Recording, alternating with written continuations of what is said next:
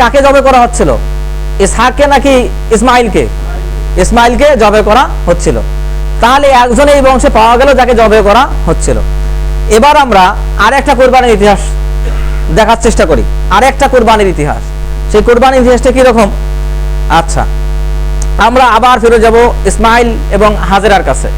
তারা এই মক্কায় বসবাস করতেছিলেন কিনা? সেখানে কোনো মানুষ ছিল? মানুষ ছিল না। সেখানে জমজম কূপের উৎপত্তি হইল, হ্যাঁ, ফেরেশতার সাহায্যে আল্লাহ সুবহানাহু ওয়া তাআলা নির্দেশ দিলেন, একটা কূপে তৈরি হলো। এরপর কি হলো? তো মরুভূমি এলাকা, যেখানে পানি আছে সেখানে আবাদ আছে, যেখানে আবাদ আছে সেখানে মানুষ আছে, সেখানে লোকবল তৈরি হবে, জনসমাজ তৈরি হবে। তো এই গোত্রের মানে এই জায়গার পাশ দিয়ে একদিন কিছু লোক, একটা কাফেলা চলে যাচ্ছিল। তারা দেখলো যে ওইখানে কিছু পাখি ওড়াউড়ি করতেছে। পাখি কোথায় উড়ে? যেখানে পানির ব্যবস্থা আছে সেখানে তো পাখি উঠবে। তো সেই গোত্রের নাম ছিল জুরহুম গোত্র। নাম কি? জুরহুম, বা অন্যখানে বাংলা অনুবাদ জুরহামও করা হয়েছে। এই জুরহাম গোত্রের লোকেরা এসে তারা হাজেরাকে বললো যে আমরা আপনার এই পানির উৎস থেকে পানি নিতে চাই। তো পানি যারা প্রতিনিধি নিতে আসবে তারা তো সেখানে বসবাসের অনুমতি চাইবে, তো তারা বসবাসের অনুমতি চাইলো। তখন হাজেরা বললেন যে হ্যাঁ ঠিক আছে, তোমরা এখানে বসবাস করতে পারো, তবে পানির মালিকানা তোমাদের থাকবে না, পানির মালিকানা আমারই থাকবে। দেখেন, একজন মহিলা বৈষয়িক একটা আলোচনা করতেছেন তাদের সঙ্গে যে পানির মালিকানা আমার থাকবে, কেননা এখানে এইটা হচ্ছে ক্ষমতার উৎস। যখন লোকবল তার সাথে বসবাস করা শুরু করলো, তার প্রয়োজন পূরণ, তাকে বিভিন্ন কাজে সাহায্য লোকদের কাছ থেকে হবে কিনা? তো যেখানে লোক থাকবে সেখানে ব্যবসা হবে, সেখানে লোকবল গড়ে উঠবে, জনপদ গড়ে উঠবে, এটা তৈরি হয়ে গেল। এই জুরহুম গোত্রের লোকদের ভাষাও ছিল আরবি ভাষা এবং শুদ্ধ আরবি ভাষা। তাদের কাছ থেকে ইসমাইল আলাইহিস সালাম আরবি ভাষা শিখলেন। তিনি বেড়ে উঠলেন। বেড়ে ওঠার পরে ওই সাই করার যখন বয়স হলো, পিতার সঙ্গে কাজ করবার বয়স, তখন তাকে কোরবানি ঘটনা ঘটলো।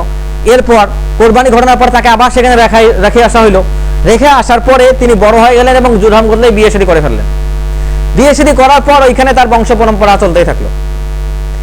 এই যে বংশ পরম্পরা চলতেছে, এই জুরহাম গোত্র একসময় কি করলো? তারা ওইখানে কাবার চারপাশে ছিল কিনা, সেখানে তো জমজম কূপ, তো তারা জমজম কূপের পানি বিতরণের দায়িত্ব এবং ইব্রাহিম আলাইহিস সালামকে আল্লাহ সুবহানাহু ওয়া তাআলা বলতেছেন ওয়াজিন ফিন নাস, তুমি মানুষদেরকে ঘোষণা দিয়ে দাও। কিসের জন্য? হজের জন্য। মানে ইব্রাহিম আলাইহিস সালামের সময় থেকে হজের ঘোষণা শুরু হয়ে গেল। ওয়াজিন ফিন নাস মানে মানুষদেরকে আহ্বান করো। কিসের জন্য? ফিল হজ, মানুষদের জন্য হজের তুমি দাওয়াত দাও। তো হজ শুরু হয়ে গেল। তাহলে সেখানে প্রতিনিধির ভূমিকা পালন করা করবে জুরহাম গোত্রের লোকেরা। কিন্তু কিছু সময় যাওয়ার পরে তারা যখন দেখলো যে এখানে মানুষ আসতেছে, অনেক বেশি ব্যবসা হচ্ছে এবং আমরা জমজম কূপের পানি বিতরণ করতেছি এবং মক্কার যে হজ হচ্ছে সেই প্রক্রিয়াগুলো আমরা নিয়ন্ত্রণ করতেছি, তখন তারা ক্ষমতা অনুভব করা শুরু করলো। এবং অনুভব করে তখন তারা যারা হজ করতে আসতো তারা এই মাল সামানা সম্পদ লুট করা শুরু করলো এবং তারা মক্কার এই যে হজ কেন্দ্রিক যে প্রক্রিয়াগুলো ছিল সেগুলো দূষিত করা শুরু করলো। তারা তাদের নিয়মকানুন পাল্টে দিল। এই পাল্টে দেওয়ার ফলে তাদের নেতৃত্বটা দুর্বল হয়ে গেল।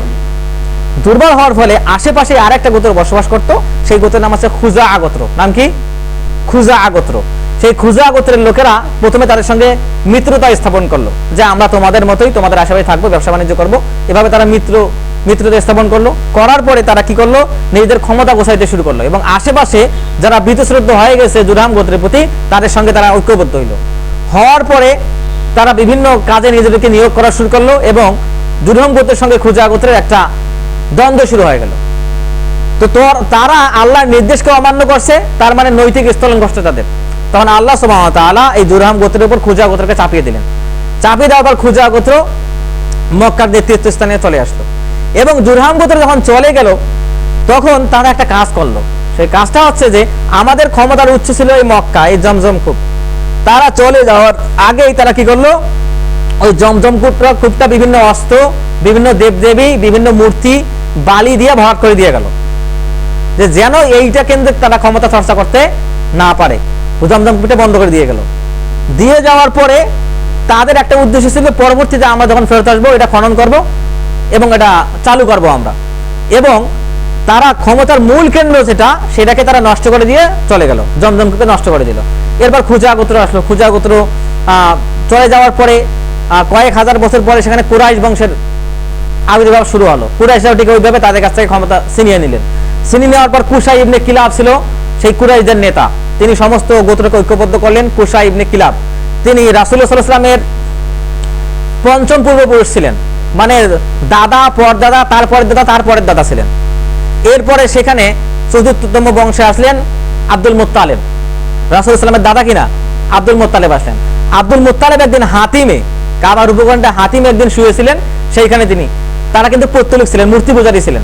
তাকে আল্লাহ সুবহানাহু ওয়া তাআলা স্বপ্ন দেখাইলেন যে তিনি কি করতেছেন। একজন ফেরেশতা আসলো, ফেরেশতা এসে বলল তুমি বাররা খনন করো। বেশ কিছু কথা বললেন যে তুমি তাইবা খনন করো। তখন আব্দুল মুত্তালিব প্রশ্ন করলেন তাইবা কি জিনিস? তখন ফেরেশতা চলে গেল, তার ঘুম ভেঙে গেল। পরের দিন তিনি আবার ওই জায়গায় স্মরণ করলেন, তখন ফেরেশতা এসে বলল তুমি বাররা খনন করো। বাররা কি উনি বুঝেন না, উনি আবার ফেরেশতাকে প্রশ্ন করলেন, ফেরেশতা আবার চলে গেল। তারপরের দিন আবার ফেরেশতা আসলে তাকে বলল যে তুমি মাজনুনা খনন করো। তিনি বলেন মাজনুনা কি জিনিস? আবার ফেরেশতা চলে গেল। এরপরে একদিন ফেরেশতা আবার আসলো এবং তাকে বললেন যে তুমি জমজম খনন করো। তখন তিনি ইতিহাসে কখন হয়তো শুনছেন জমজম, তখন বুঝতে পারলেন। তখন তিনি প্রশ্ন করলেন যে জমজম কূপ আমি পাবো কোথায়, এটা কি জিনিস? তখন বললেন যে এটা হচ্ছে এমন একটা পানির উৎস যেখান থেকে হাজিরা পানি পান করবে এবং এই পানি কখনো শুকাবে না। তখন বললেন যে এটা আমি কোথায় পাবো? তখন তাকে বলা হলো তুমি এটা গোবর এবং রক্তের মাঝখানে খুঁজে পাবে। কিসের মাঝখানে? গোবর এবং রক্তের মাঝখানে। গোবর এবং রক্তের মাঝখানে কেন? কারণ এইখানে জাহিলি যুগের লোকেরা আসাদ এবং নাইলা নামে দুইটা মূর্তির উপাসনা করত। সেই মূর্তির উদ্দেশ্যে তারা পশু বলি দিত। তাহলে সেখানে গোবর এবং রক্ত থাকবে কিনা? সেই এখানে একটা ডিবি ছিল, সেই ডিবিতে পিঁপড়ার বাসা ছিল। তখন তাকে বলা হলো তুমি আগামীকাল গিয়ে সেই ডিবির উপরে পিঁপড়ার বাসায় কাককে ঠোকর দিতে দেখবা এবং ওইখানে তুমি খনন করবা। এরপর তিনি তার কোনো সন্তান ছিল না, শুধুমাত্র হারিস তখন সন্তান ছিল। আব্দুল মুত্তালিবের 10 জন সন্তান ছিলেন, সেই গল্পের দিকে আমরা যাচ্ছি। তো তিনি তার সন্তান হারিসকে নিয়ে ওইটা খনন করতে গেলেন। পুত্তলিকা দেখে ফেললো নেতা তারা, তিনি নেতা কিন্তু আরো তো নেতা আছে, তারা দেখে বললো আরে আমরা এখানে পশু বলি দেয় এই দেবতার উদ্দেশ্যে, তুমি সেটা খনন করতেছো, মানে তোমাকে কখনোই আমরা করতে দেবো না। তখন আব্দুল মুত্তালিব যেহেতু নেতা, তখন তিনি বললেন না আমি এটা করেই ছাড়বো, দেখি তোমরা কি করো, যুদ্ধ করে হলে এটা করবো। তখন তারা পিছিয়ে গেল, তিনি হারিসকে নিয়ে এটা খনন করলেন। খনন করার পর সেখানে কিছু তলোয়ার পাইলেন, ওই যে জুরাম গোত্র ফেলে দিয়ে গেছিল, তারপর কিছু মূর্তি পাইলেন, হরিণের মূর্তি, হ্যাঁ, তারপর কিছু সম্পদ পাইলেন। এরপর তাদের মধ্যে ভাগাভাগি নিয়ে আবার আরেক বিতর্ক শুরু হয়ে গেল, সেটা আবার ঠিক করার জন্য তারা জাদুকরীর কাছে গেলেন, আবার অনেক ঘটনা। এরপর কি হলো, তিনি এই কূপটা পরিষ্কার করলেন। পরিষ্কার করার পরে জমজম কূপ থেকে আবার পানি ওঠা শুরু হলো এবং এই যে পানি ওঠা শুরু হলো, তো এই যে বিতর্কটা ছিল কুরাইশদের সঙ্গে তার আব্দুল মুত্তালিবের, যে আমরা তোমাকে খনন করতে দেব না, তার সঙ্গে মাত্র একজন সন্তান ছিলেন, তার নাম ছিল হারিস। হারিসকে এটা করছিলেন। তখন তিনি আল্লাহকে দোয়া করলেন, হে আল্লাহ, আমার যদি আরো অধিক সন্তান হয়, মানে আমার যদি 10টা সন্তান হয়, আমাকে সাহায্য করার মতো বয়সে পৌঁছে, আমার যদি 10টা সন্তান হয় এবং আমাকে সাহায্য করার মতো অবস্থানে পৌঁছে, তাহলে ওই 10 সন্তানের মধ্যে এক সন্তানকে আমি আপনার নামে কোরবানি করে দেবো, মানে সন্তানকে কোরবানি করে দেবো। এই নিয়ে মানত তিনি আল্লাহ নামে করলেন। তার মুসলিম ছিলেন না, মানত করলেন অবৈধ একটা মানত, সন্তান কোরবানির মানত। তখন তার 10টা সন্তান হয়ে গেল এবং তিনি তখন এই 10 সন্তানের মধ্যে কাকে কোরবানি করবেন, প্রথম সন্তান নাকি শেষ সন্তান নাকি কোন সন্তান? তখন এটা নির্ণয় করার জন্য তারা হুবল দেবতার কাছে গেল। মক্কার ঘরে সবচেয়ে বড় দেবতার নাম কি ছিল? হুবল দেবতা। সেই হুবল দেবতার কাছে গেল, হুবল দেবতার কাছে যা লড়াই করা শুরু করলো যে কোন কোন সন্তানের নাম আসবে তাকেই কোরবানি করা হবে। প্রতিবার লটারিতে আব্দুল্লাহর নাম আসে, সবার শেষ সন্তান, সবচেয়ে ছোট সন্তান, আদর বেশি। তখন যিনি হত্যা করতে নিয়ে যাচ্ছেন, তিনি দৃঢ়পুত্রকে হত্যা করবেন। তখন কুরাইশে আবার বাধা দিল, তুমি যদি তোমার সন্তানকে হত্যা করো, তুমি নেতা, এরপরে যে নেতা হবে তাকেও তার সন্তানকে হত্যা করা লাগবে, এতে তো সমস্যা হয়ে যাবে।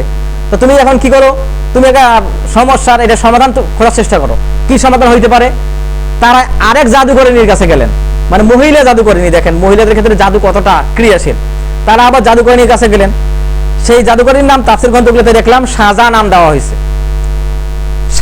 সাজা পরবর্তীতে কিন্তু নিজেকে ভণ্ড নবী দাবি করছিল, মহিলা ভণ্ড নবী। রাসূল সাল্লাল্লাহু আলাইহি ওয়াসাল্লাম যখন মৃত্যুবরণ করেন, আবু বকর রাদিয়াল্লাহু আনহু সময় সে নিজেকে ভণ্ড নবী দাবি করছিল। তাই তার কাছে যাওয়া হলো, সে একটা ভালো একটা বুদ্ধি দিল। কি বুদ্ধি দিল?